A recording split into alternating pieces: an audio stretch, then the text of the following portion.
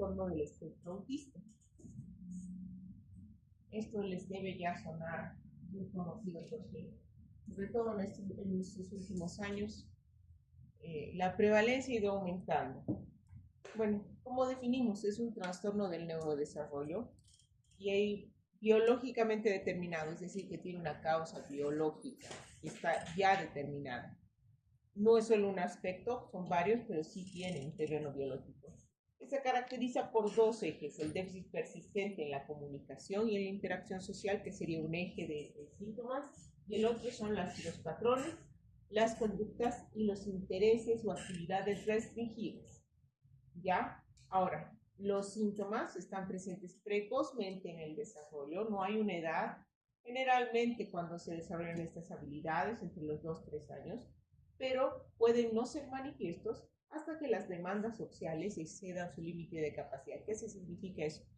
Que puedo yo tener un chico de 12 años, de 15 años, que nunca habían dicho que tiene autismo, pero sometido a una situación social de estrés, por ejemplo, los síntomas se hacen más manifiestos. No es que le ha aparecido, sino que los síntomas eran más sutiles y se han hecho manifiestos posteriormente.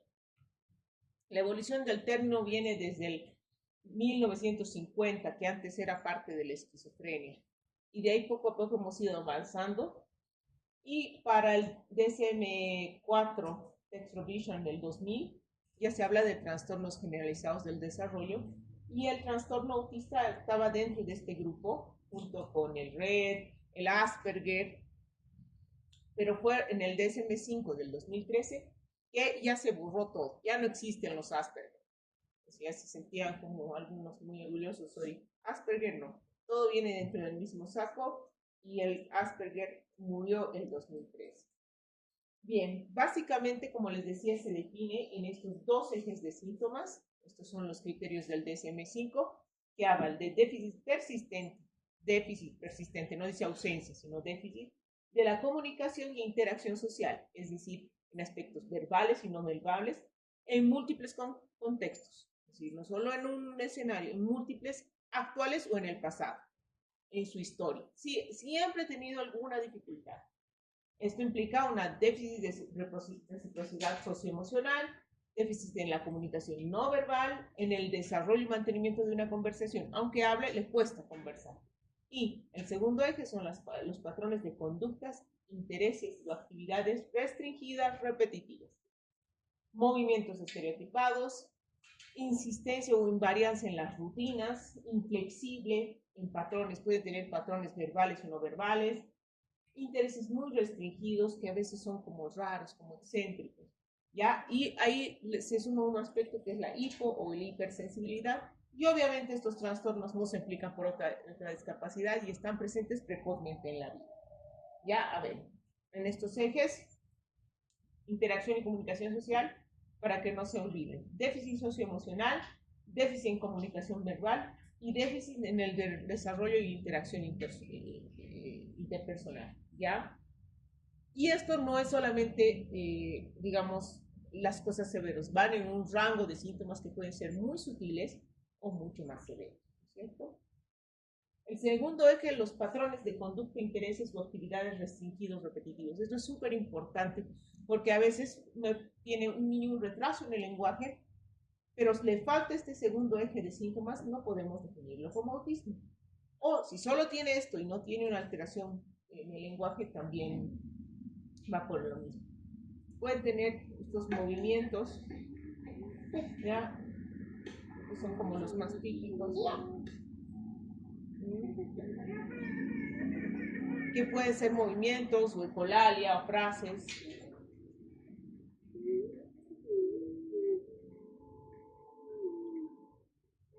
Que aparecen en situaciones a veces idiosincráticas. Está sentado, se aburre y empieza.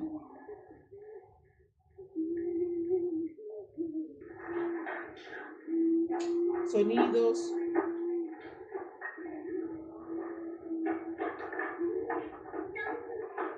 Una actividad sin propósito.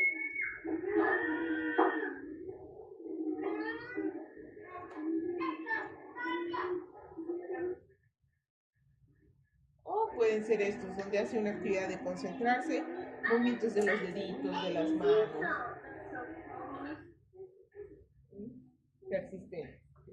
Entonces, estos movimientos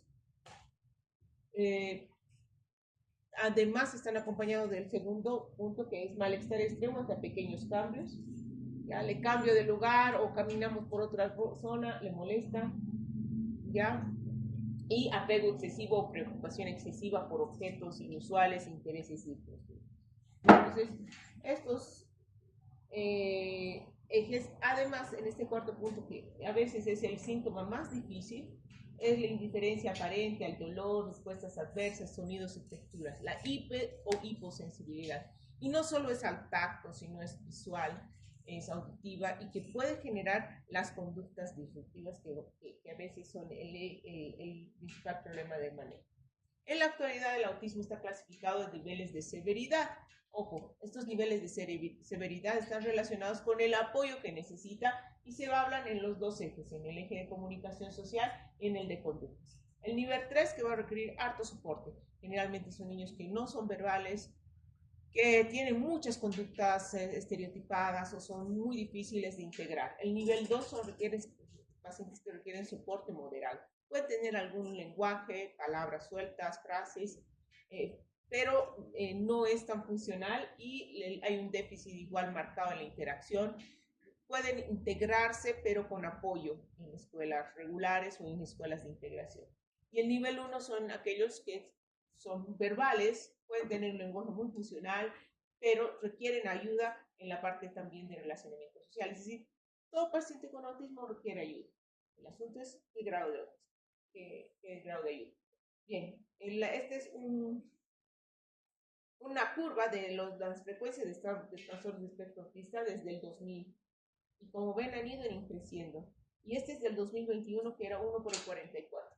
Ahora no se los he puesto ahí, pero para el 2023 era 1 por 35. Era, digo, porque a 25 por ahí es más. Entonces, se ha ido incrementando la frecuencia y uno trata de explicarse por qué es esto. Y hay algunos con combinación de factores, como empezamos a reconocerlos más.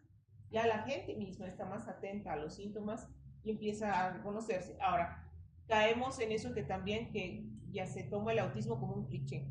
Ah, yo soy autista. No es un cliché, es un trastorno. Y algunos factores ambientales también se han visto relacionados con esto, como la edad avanzada de los padres, ambos, ¿ya? Y le echan la culpa a algunos tóxicos, del ambiente, pero no hay nada 100% comprobado. Es discretamente más frecuente en varones, 4 veces más frecuente en niños que en niñas, pero el autismo en niñas es súper desafiante porque tiene otros síntomas. Creo que es a veces subdiagnosticado más bien en niñas. La mayoría tiene un diagnóstico antes de los 4 años, pero sin embargo es probable ver síntomas precozmente. 31%, y esto es importante, 31% de los TEAs tienen discapacidades intelectuales, es decir, 30%.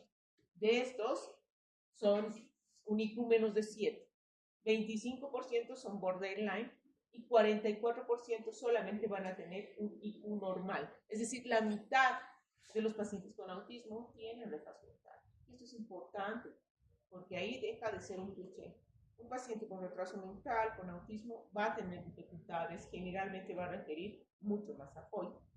Bien, y esto siempre se pregunta, ¿cuáles son las causas del autismo? No hay una causa, pero sí, sin duda alguna, tiene una base biológica. ¿Ya? Tiene muy compleja etiología, multifactorial, heterogénea, en que se combinan factores prenatales, genéticos, y que van a influir en la morfología final de nuestro cerebro que va a manifestar los síntomas. ¿Ya? Se habla, como en todos los trastornos del desarrollo, una teoría epigenética en el cual habría un efecto ambiental, que no solamente es un efecto en el embarazo, sino que viene un efecto por modulaciones en nuestra expresión de genes que vienen desde la familia, mucho más antes, que por una alteración genética que puede ser última, genera como una alteración en el desarrollo cerebral y esto va a generar las manifestaciones de comunicación e interacción social. Por eso es que a veces hay familias en las que va a haber más de un pariente con TEA, pero también hay familias en las que es el único niño que tiene autismo, ¿ya?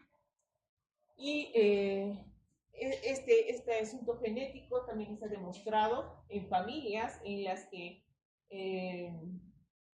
puede haber sutiles cambios en lo que es la comunicación, la empatía, la reciprocidad, dificultades pragmáticas del lenguaje, que son parte del fenotipo del autismo, sin llegar a ser autistas, pero ahora con la afinación del diagnóstico a veces se llega a ver que ambos padres pueden tener este fenotipo hasta en un 38%. Entonces, ¿de dónde salió el niño?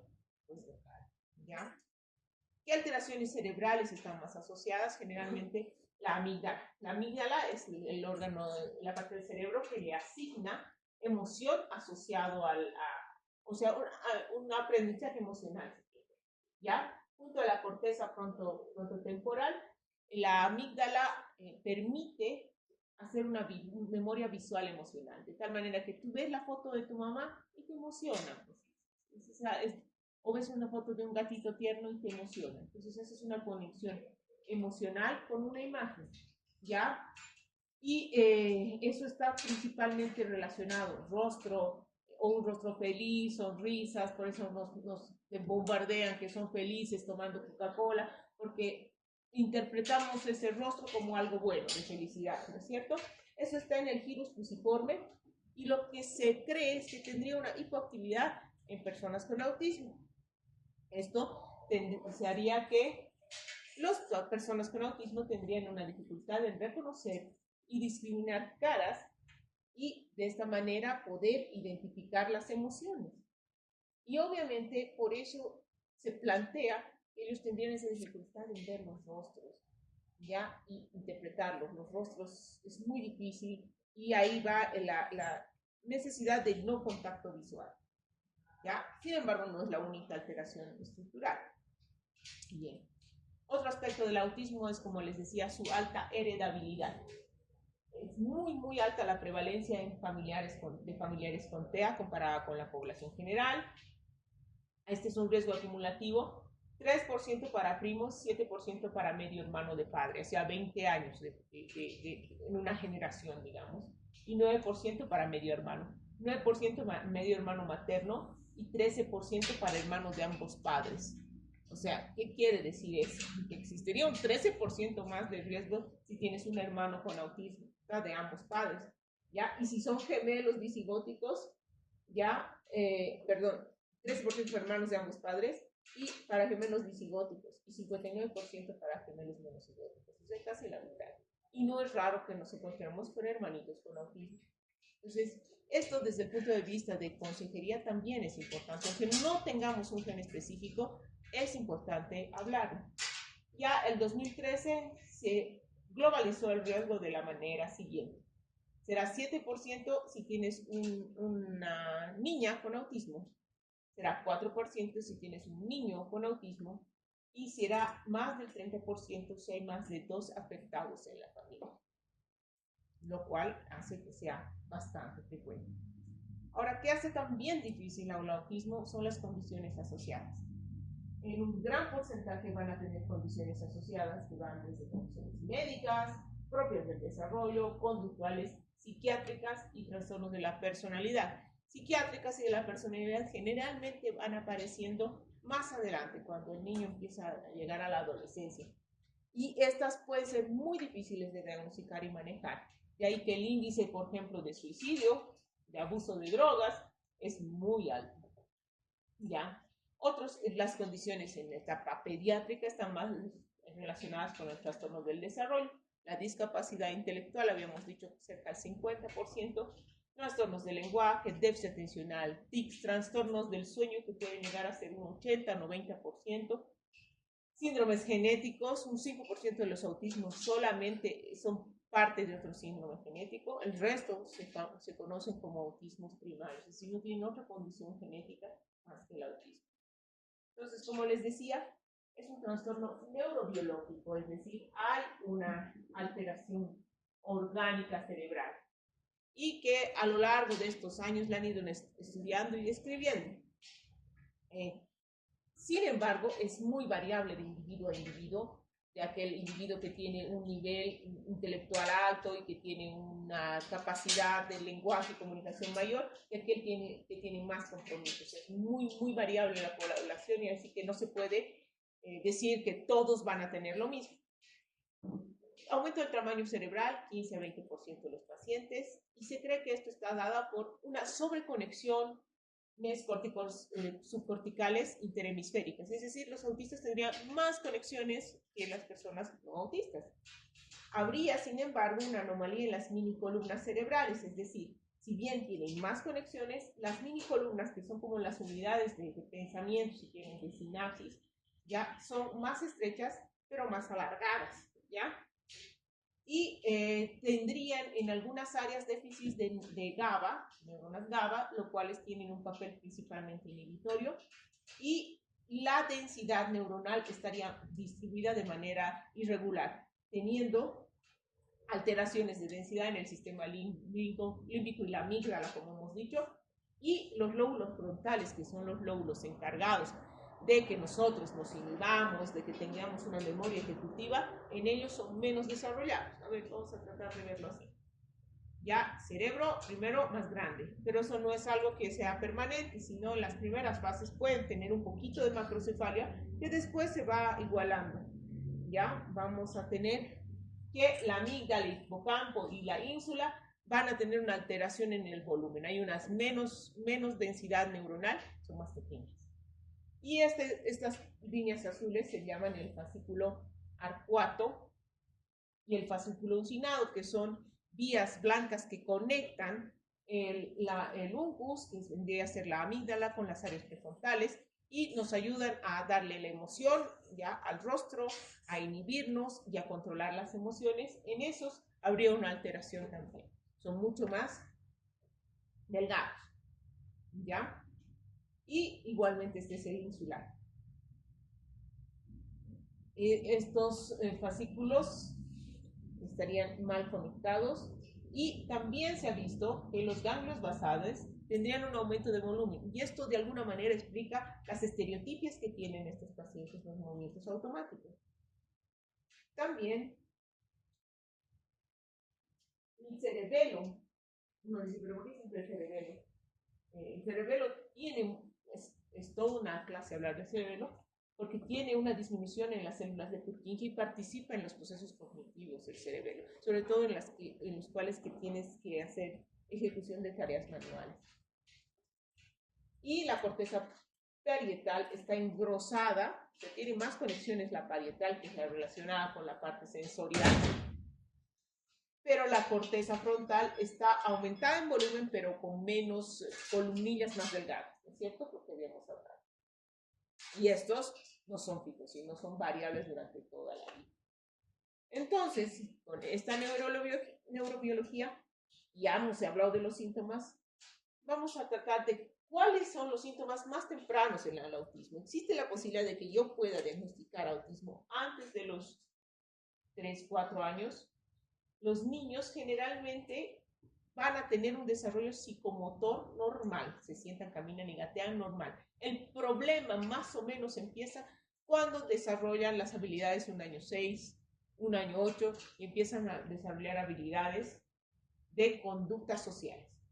Y podemos ver 3 ejes: retraso, falta de atención conjunta, que es el retraso en el lenguaje, y en algunos casos puede haber esto, regresión en hitos del desarrollo. Retraso o falta de atención conjunta. La atención conjunta surge cuando el bebé y su interlocutor, generalmente la madre o el padre, comparten intereses por un mismo objeto. Mira ya, y la persona dice, mira ya, no mira el dedo, la mira a la persona y mira el objeto que le está señalando. Esa se llama atención conjunta. Eso, un niño debería desarrollarlo en realidad al año, ¿ya? Los niños con autismo tienen déficit en la atención conjunta y ese es como un síntoma precoz, ¿ya? Mira ya, no mira, ¿ya? El segundo eje, retraso en el lenguaje, y eso a veces es el motivo más importante de consulta. Ya hemos visto que los niños deberían iniciar el balbuceo ¿a qué edad? 6 meses. Balbuceo, 6 meses. Palabras sueltas, 1 año. Cualquier niño que tenga un retraso en la adquisición de palabras sueltas o en el lenguaje no verbal, la atención conjunta, el sí, no, ¿a qué edad sí, no? A partir del año, es una alerta de que tiene algún trastorno del neurodesarrollo. ¿Ya? Regresión en los hitos de la habilidad, 25%, y esto es una cifra importante, puede tener un desarrollo normal y los papás dicen, a partir de los 2 años, doctora, ha perdido, ha dejado de hablar. Y a veces es coincidente con algún mini trauma, se ha caído de su silla, o se ha caído tropezado, o ha tenido un evento traumático, le han vacunado. Entonces, un evento traumático hace que a veces el niño pierde el lenguaje. No es que sea el evento, sino que es a veces coincidente, ¿ya? O pueden volverse más retraídos socialmente. A los 15 meses, el niño ya puede usar el pulgar para pedir las cosas, ¿ya? La atención conjunta al año y mira, quiero eso, ese de ahí, ese. Usar el dedo índice. No agarrar la mano y llevar. No gritar y zapatear en el punto para pedir las cosas, ¿ya? Y a los 18 meses ya pueden mostrarte y compartir cosas. ¿Qué significa eso? Mira avión y te mira. Mira el sol y te mira. Comparte. ¿Ya? Mira el objeto y a un padre o a alguien cerca para compartir lo que está viendo. Entonces, esa es una actividad que nadie te enseña a hacer. Lo haces de manera casi innata. El compartir, el mirar, el contactarte visualmente. Eso en los niños autistas no se desarrolla, ¿ya? Y pueden en algunos niños verbales repetir y escuchar, y a veces tienen lo que se llama ecolalia. Repiten, repiten, repiten, y entonces está hablando. O a veces repiten la última sílaba, o solo un sonido, ¿ya? Y con el mismo tono incluso. Hola, hola. Entonces, nuevamente, déficit en la reciprocidad social es lo que hemos dicho, la atención conjunta, el señalar y mostrar algo que le gusta. Ya no responden a su nombre. ¿A qué edad un niño debería hacer caso a su nombre? Ya incluso hacen caso al año, un año 4. Ya empieza a reducirse la sonrisa. A veces consultan por eso, es demasiado inquieto, dicen. ¿Por qué es demasiado inquieto? Porque no es capaz de entender lo que le dicen, de compartir y no, de pedir lo que quiere. ¿Ya? Déficit en la comunicación no verbal, disminución del contacto visual y los gestos. Sí, no. Ya, si tú le enseñas audio al año y medio, más o menos, te puede señalar su nariz, sus ojos, ¿ya? Y el usar los objetos de modo no adecuado. Entonces, si no se acuerdan, estos 3 por lo menos deben acordarse.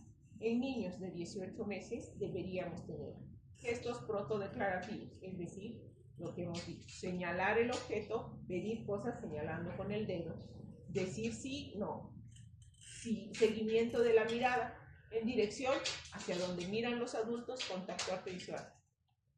Y el juego de ficción, que es imaginarse, el juego de imaginación.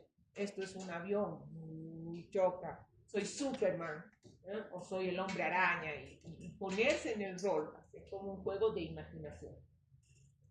Si fallan los 3 ítems, ya, y eso son preguntas fáciles, 83% riesgo de autismo, muy alto.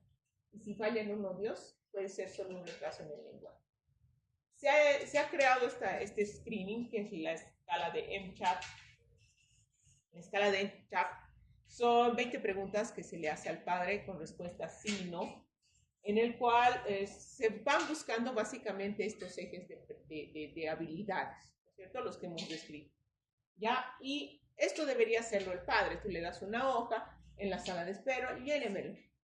Pero lamentablemente muchos papás no lo entienden, ¿ya? Y no se lo llenan bien. Es un 3 de screening que tiene una alta sensibilidad y especificidad en niños menores de 18 o de 2 años hasta 24 meses, ¿ya? Puede encontrar en cualquier lugar, son 20 preguntas, básicamente desarrolladas de las habilidades que nosotros hemos estado hablando. ¿Y cómo se interpreta? Se interpreta en riesgos, bajo riesgo, riesgo medio y alto riesgo. Esto implica que no es un diagnóstico, sino te está hablando de riesgos. Y después tú puedes ya aplicar otros métodos de búsqueda de síntomas. En el fondo, tú puedes hacer un diagnóstico clínico de autismo, pero tienes que precisar los síntomas. Bajo riesgo es un puntaje de 0 a 2, es decir, en niños de menor de 24 meses, y esto significa que puede que esté todo perfecto. Nos revaluamos a los dos. Riesgo medio es un puntaje total de 3 a 7. En este hay que volver a hacer en un determinado tiempo. Generalmente, si el niño continúa sobre ese riesgo, hay que hacerlo ver por otro trastorno del neurodesarrollo. Y si tiene alto riesgo, es decir, un puntaje de 8 a 20, este paciente tiene un riesgo mayor al 90% de tener autismo si tiene 2 años de edad. ¿Ya? Entonces es altamente sensible y específico. Bueno, ¿qué exámenes de laboratorio le voy a pedir? Generalmente ninguno. Ya, el autismo no es una enfermedad, es una condición.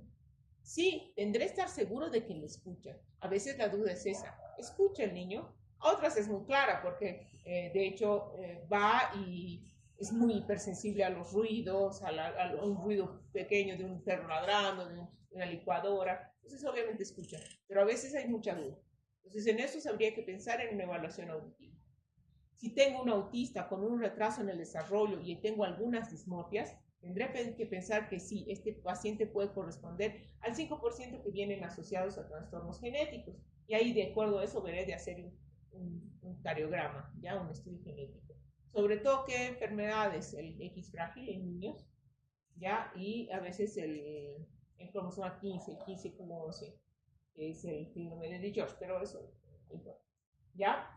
Estudios más importantes buscando comorbilidades, electroencefalograma, resonancia, si tiene alguna otra comorbilidad. Pero después no necesito nada. No se hace de rutina electro, no se hace de rutina pruebas de alergia que les hacen para que el autismo no tiene su origen en las alergias, no tiene sus orígenes intestinales, no tiene origen en maldición ni en brujo, es biológico y cerebral. ¿Ya? Terapia. Esa es la base del manejo de los trastornos del espectro autista. La terapia. No sirve ni la dieta, no sirve ni la restricción, no sirven los probióticos, no sirve nada de eso, porque pasémonos en la biología. Es una alteración estructural cerebral producida por algo genético y este cerebro está bien, pero es diferente. Entonces hay que ayudarle a que vaya adelante con sus diferencias. Debe ser multidimensional, es decir, no solo ver el aspecto del lenguaje, por ejemplo, porque puede ser no verbal. De todos los niños autistas, solo desarrollan lenguaje verbal funcional un 30%. El resto tienen dificultades en lenguaje. ¿Ya? O sea, es muy alto el porcentaje que no hablan. Multidisciplinaria y buscamos eso, maximizar la independencia y calidad de vida del niño y de la familia. Aquí siempre hay que recordar que hay una familia de por medio, no solamente el niño.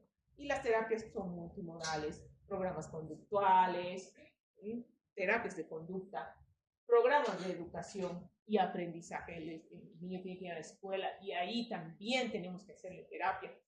Medicamentos en un porcentaje pequeño y otros tratamientos y terapias pueden ser dentro del espectro de la terapia ocupacional. El plan de tratamiento siempre debe incluir a los padres, la familia, y no solamente los padres, la familia, sino los profesores y el equipo. Implica que todos tenemos que cambiar. Tenemos que aprender a ser tolerantes e incluir. La educación, buscando modificar conductas sobre todo, para que pueda tener conductas aprendidas de este relacionamiento social. En el fondo, las personas con autismo aprenden a relacionar algo que para ti es casi innato, ¿no es cierto? Terapia ocupacional, física, entrenamiento de conducta y manejo de protocolos. La terapia conductual tiene que ser lo más pronto posible. Cuanto más pronto empieces, más fácil va a ser que ese niño pueda modificar sus conductas debe ser individualizada. Si bien el autismo es muy frecuente, ningún niño es igual a otro. Y en el autismo es más que nada. Hay unos que son más sensibles a una cosa, a otros menos, a unos que pueden ser verbales, otros no, otros son verbales pero tienen otros problemas. O sea, es muy difícil encuadrarlos en una terapia o en un solo marco. Y ahí radica también la dificultad de ver tratamientos curativos, entre comillas, porque son muy diversos. Las terapias son 5 categorías, estas son las aprobadas a nivel mundial: terapia basada en la parte comprensiva, que es el ABA, entrenamiento estructurado, la intervención basada en habilidades, pictogramas, se hacen dibujos de actividades de tarea, por ejemplo, ir al baño, se hace un dibujo del inodoro y cómo va al baño, entonces se le muestra esa figura al niño y se relaciona con una actividad. Intervención focalizada en síntomas específicos como la ansiedad. Los niños tienen mucha ansiedad por cosas pequeñas a veces. Este ruido de la ventana, por ejemplo, a una persona con esta, le puede generar tal distorsión que se va. ¿Ya? Entonces, intervención precoz con los padres, etc. ¿Ya? ¿Qué pasa con tratamiento farmacológico? En realidad, las opciones de tratamiento farmacológico son extremadamente limitadas y básicamente están destinadas a aminorar ciertos síntomas problema, como mínima evidencia de apoyo al beneficio de mayoría de las terapias. O sea, que cualquier terapia que diga, este medicamento le va a curar el autismo, señor. Mentira, falso. ¿Ya? Como les decía, es un trastorno muy heterogéneo, mucha variabilidad, por eso no se pueden uniformizar ni estandarizar las muestras para hacer estudios. Y la mayoría de estos estudios son muestras pequeñas, lo cual no se puede sacar una recomendación. Y a esto se suman las diferencias culturales. Encima que nuestros autistas no son iguales a los autistas de Estados Unidos. ¿Ya? Los nuestros tienen, y las familias nuestras tienen otra idiosincrasia, otra de forma de ver el problema, otra vida, otro estímulo. ¿Ya? Y esto también se ha visto que 30% de los pacientes que participan en estudios de TEA responden a placebo, lo cual es una respuesta muy alta para placebo, ¿no es cierto? Si 30% responden, ya. Entonces, como les decía, la meta es optimizar su funcionalidad. Muchas de las terapias médicas y conductuales usadas actualmente no tienen una base científica rigurosa, las terapias conductuales y demás.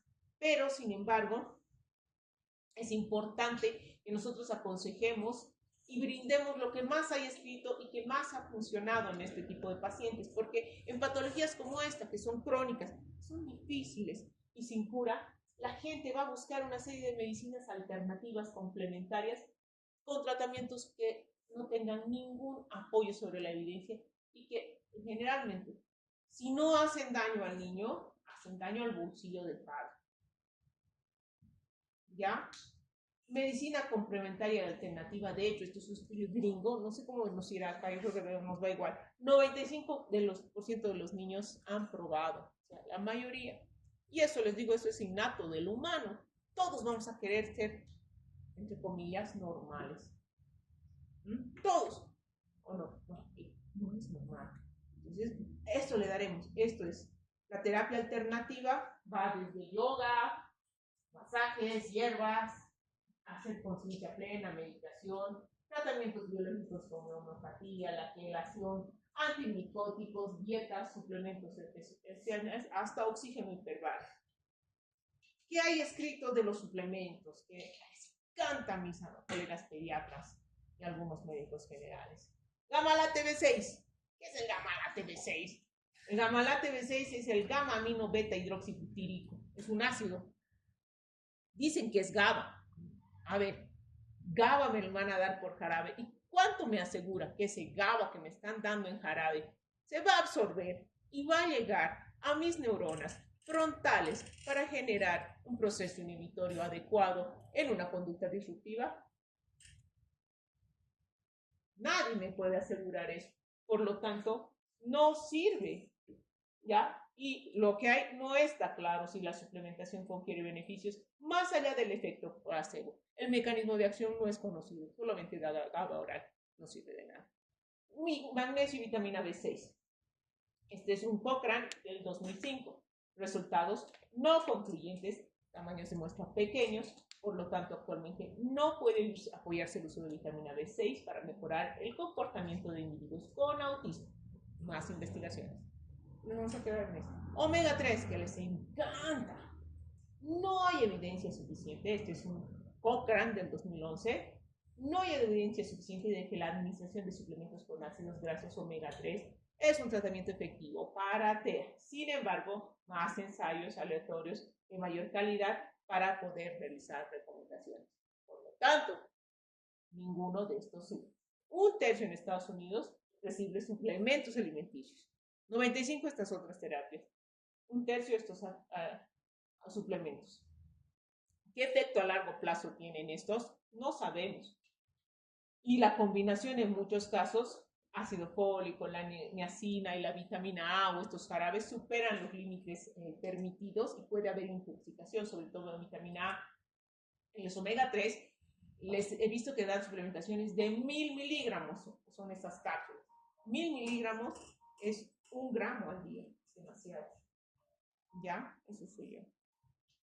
Y eso obviamente es mucho para un niño. Ya, generalmente la suplementación de omega 3 es 125 miligramos, máximo 250. 1 gramo le das a un obeso hipertenso con hipercolesterolemia. ¿Ya? Igual la dieta. No hay que negar que el 90% de los niños con TEA tienen problemas de alimentación. Y esto viene de las alteraciones sensoriales, la hiperhiposensibilidad, no les gusta, son selectivos en la comida.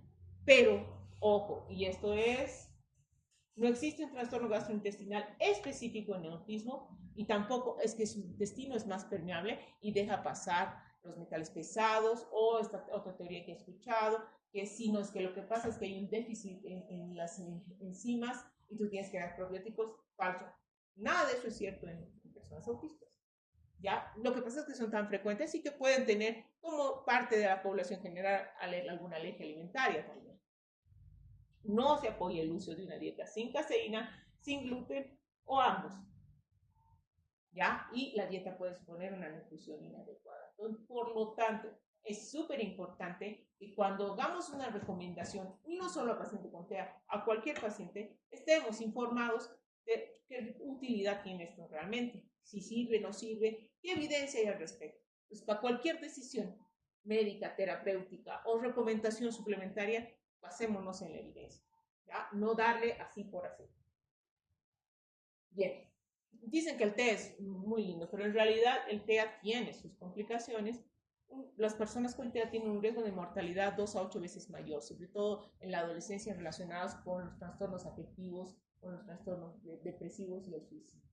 Ya 50-78% de adultos autistas sin haber recibido una adecuada terapia, y esto es un tema bien flaco porque en niños estamos bien atendidos, llegan adultos, adolescentes y adultos, y ahí es donde se pierden, porque en términos de independencia, educación y empleo y relaciones sociales, no pueden integrarse y se convierten en personas dependientes y discapacitadas.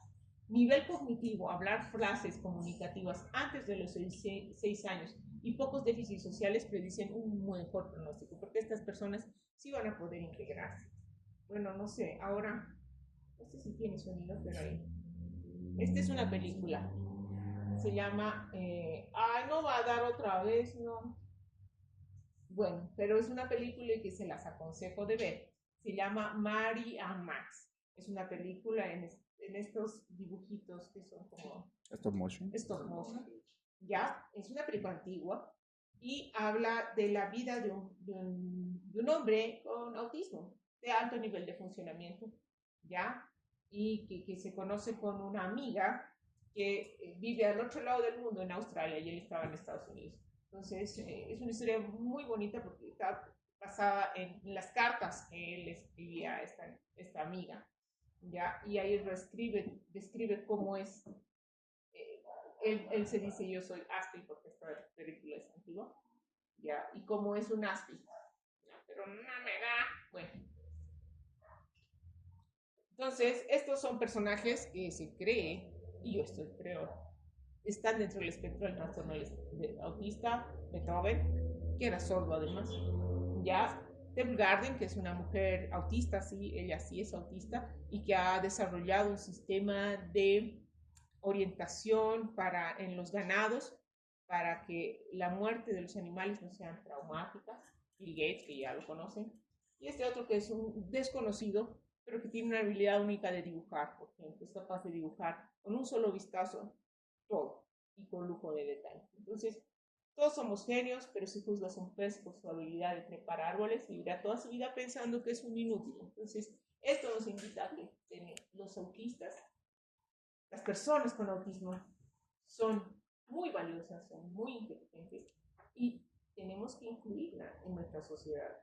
Ya, eso nos falta muchísimo, la inclusión, la comprensión y dar este mensaje de que no todos somos iguales, ¿sí? Todos somos diferentes, pero todos tenemos las mismas posibilidades. Ya, muy bien.